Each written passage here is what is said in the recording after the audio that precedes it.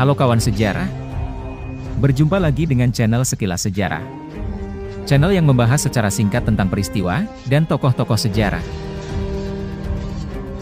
Sebelum menonton video kali ini, yang akan membahas tentang kelanjutan dan akhir dari Perang Salib, alangkah baiknya kawan-kawan menonton terlebih dahulu video kita tentang Perang Salib 4. Oke, langsung saja kita akan membahas kelanjutan dan akhir Perang Salib.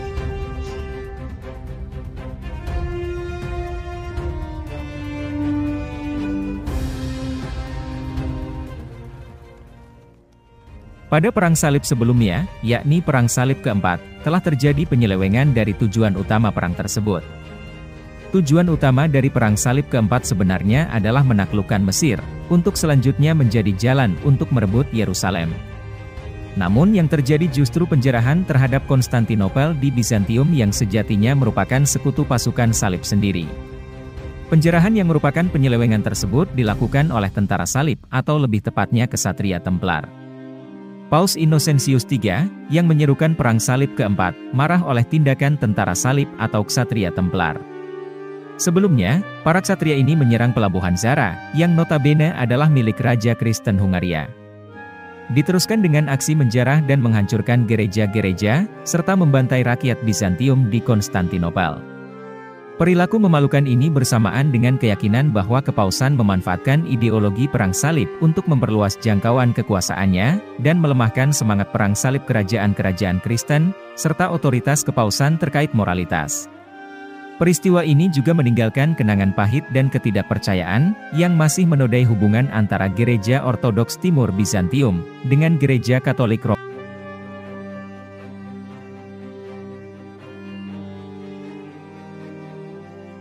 Setelah Perang Salib keempat berakhir, aksi bertajuk Perang Salib pun bermunculan. Sejak Perang Salib 4, ada sekitar 4-5 kali Perang Salib kembali, termasuk Perang Salib anak-anak tahun 1212 Masehi, yang digerakkan oleh Stephen dari Cloyes, seorang penggembala muda yang mengaku bahwa Kristus telah berbicara dengannya dan memberinya wahyu. Ribuan anak petani Perancis, disertai para imam, berarak menuju pelabuhan Marseille. Mereka berharap diizinkan untuk berlayar ke Tanah Suci Yerusalem melalui Laut Mediterania. Namun permintaan mereka ditolak, lantaran usia muda dan kemampuan yang tak sebanding dengan para ksatria untuk bertempur. Namun anak-anak tetap bisa berlayar naik 7 kapal yang diberikan oleh William de Pic dan Hugo de Iron. Tak disangka, 2 kapal hilang tertelan badai saat perjalanan, dan 5 lainnya ditangkap oleh bajak laut Muslim. Mereka kemudian dijual sebagai budak di Afrika Utara. Sejak penangkapan itu mereka tak ada yang bisa kembali.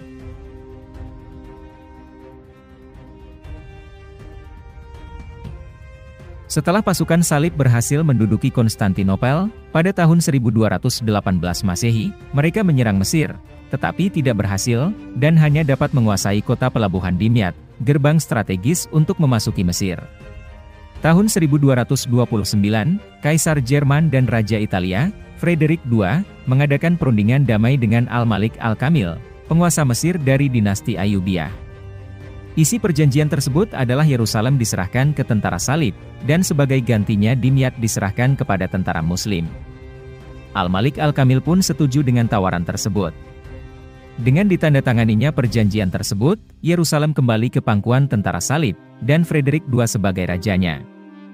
Tetapi setelah melalui beberapa pertempuran melawan tentara salib, pada tahun 1247, Yerusalem dapat direbut kembali oleh penguasa dinasti Ayyubiyah, Al-Malik Al-Shaleh yang merupakan putra Al-Malik Al-Kamil.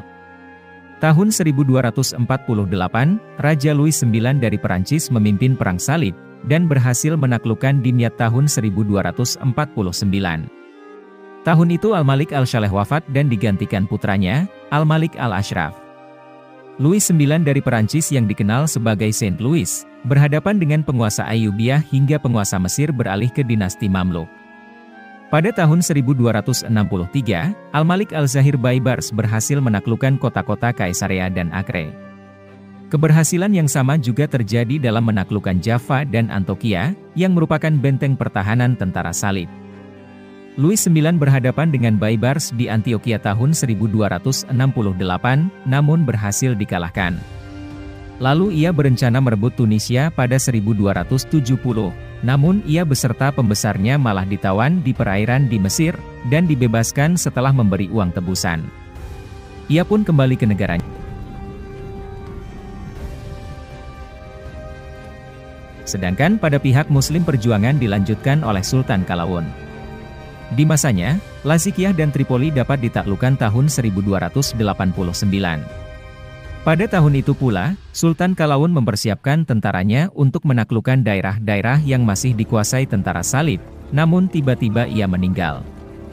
Usahanya dilanjutkan oleh putranya, Ashraf Khalil. Ia menyerang dan mengepung kota Akka atau Acre, benteng terakhir Kristen di Timur Dekat, dan berhasil menguasai kota tersebut pada 1291 Masehi. Selanjutnya, kota-kota yang dikuasai tentara salib satu demi satu jatuh ke tangan pasukan Muslim, termasuk Yerusalem.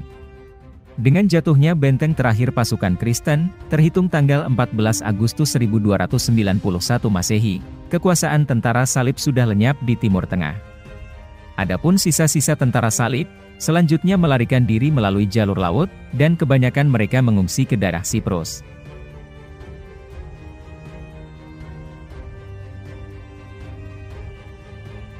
Kampanye Perang Salib selama 2 abad, sejak khotbah berapi-api Paus Urbanus II di Konsili Clermont, dan menghadiahinya kemenangan mutlak di Perang Salib pertama, dengan jatuhnya 4 wilayah sekaligus yang membentuk Kerajaan Yerusalem, namun pada akhirnya berakhir dengan kemenangan mutlak pasukan Muslim, hingga berhasil mengusir seluruh tentara salib, dan menghapus negeri salib dari kawasan Mediterania Timur.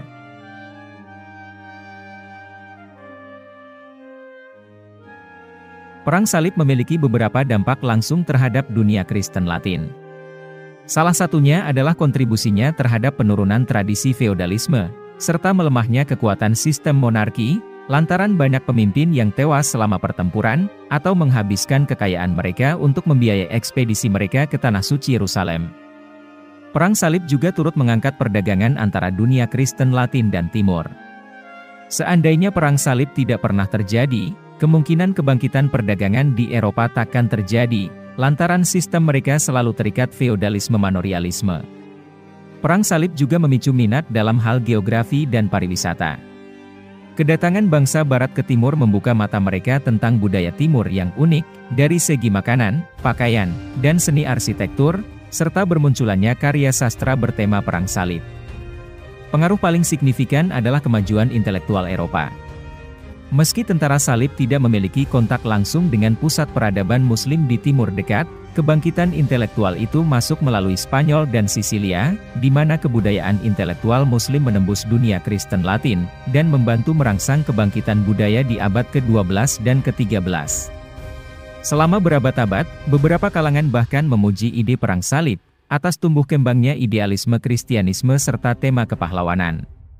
Banyak tokoh raja dan ksatria yang diukir sebagai pahlawan perang salib, seperti Frederick Barbarossa, Richard de Lionheart, Louis VII, Louis IX, dan lain-lainnya.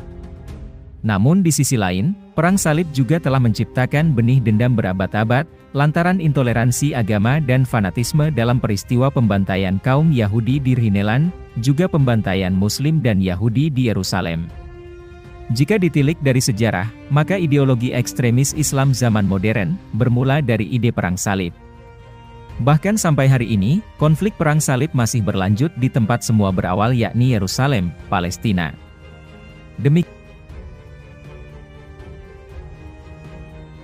Demikianlah pembahasan terakhir mengenai sejarah perang salib.